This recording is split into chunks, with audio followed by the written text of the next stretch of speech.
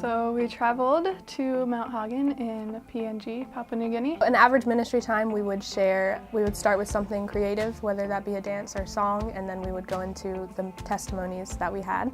And so we oftentimes had many people come up wanting prayer for different things. And whether it was forgiveness or receiving Jesus or healing, we saw a lot of fruit from that.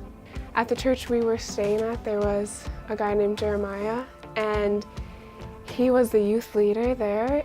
When we first got there, we did a church service and we talked about forgiveness. We talked about the prodigal son. We did a skit on that.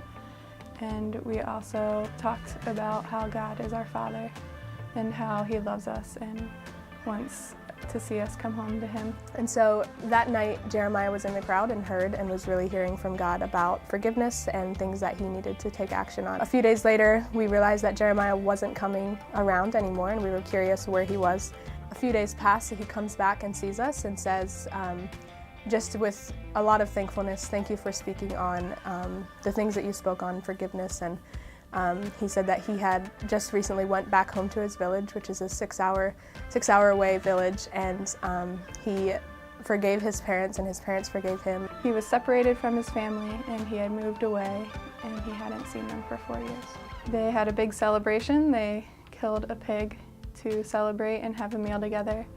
He really wanted to say goodbye to us before we left, so he was able to catch a ride with his cousin and came and say goodbye to us. Just made me think of the prodigal son story that we had talked about, and how amazing it was that it was literally like the same story, and how God really moved in that situation.